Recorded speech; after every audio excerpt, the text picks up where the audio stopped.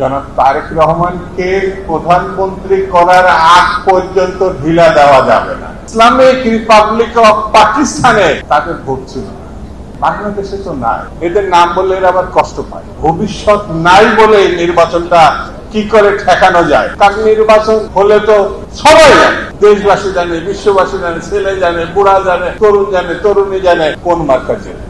আমাদের একটা অহংকার আছে, যারা আমরা এই যে আমার সময় থেকে যারা 90 গণঅভ্যুত্থান করেছে, আমরা বেগম জিয়ার আপসের নেত্রী তার সঙ্গে ছিলাম। অনেকেই বিএনপি আদারস নিয়েন না, তাকে ফেলে এরশাদের সঙ্গে চলে গেছে। যে 2-5 ছাত্র নেতাও গেছে, তাতে কিছু যায় আসে না। ছাত্র দল দায়িত্ব নিয়েছিল, ছাত্র দল সংগ্রাম করেছে, ছাত্র দল গণঅভ্যুত্থান করেছে এবং দেশ নেত্রীকে প্রধানমন্ত্রী করেছে ছাত্র দল। তার সঙ্গে বিএনপি ছিল, অন্যরা ছিল, দেশবাসী ছিল, কিন্তু দায়িত্ব নিয়ে গণঅভ্যুত্থানে এই যে আমান খোকনে আছে তো, এখানে তো বক্তৃতা করেছে, তার সঙ্গে ছাত্র দল ছিল, অন্যান্য ছাত্র সংগঠন ছিল, কিন্তু নেতৃত্ব দেশ নেত্রীকে যারা মানতেন তারাই দিয়েছে। এখন কিন্তু একটা কাজ, আমি বক্তৃতা শেষ করে ফেলবো অল্পতে, কারণ মহাসচিব আছে, মোটামুটি বক্তৃতা করবেন। জনাব তারেক রহমানকে প্রধানমন্ত্রী করার আগ পর্যন্ত ঢিলা দেওয়া যাবে না। যাবে? যাবে?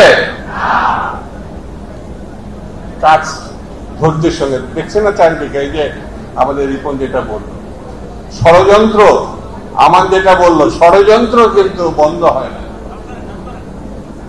নানা বছর নানান ভাবে এই ষড়যন্ত্র করা হয়েছে। আমরা জানতাম কেউ মারা গেলে, যেটা রিপন ব্যাখ্যা করে বলেছে, সে আমাদের কর্মী, যুবদলের কর্মী, সরকারের কাছে কৈফিয়ত চাচ্ছে, কৈফিয়ত চাচ্ছে আমাদের তারেক রহমান বিএনপির কাছে। 100 বছর ধরে এরা রাজনীতি করে। ইসলামিক রিপাবলিক অফ পাকিস্তানে তাদের ভোট ছিল। বসুন্ধরা টিস্যু, অশুদ্ধতার বিরুদ্ধে এক বিন্দুও ছাড় নয়। বাংলাদেশে তো নাই। এদের নাম বললে এরা আবার কষ্ট পায়।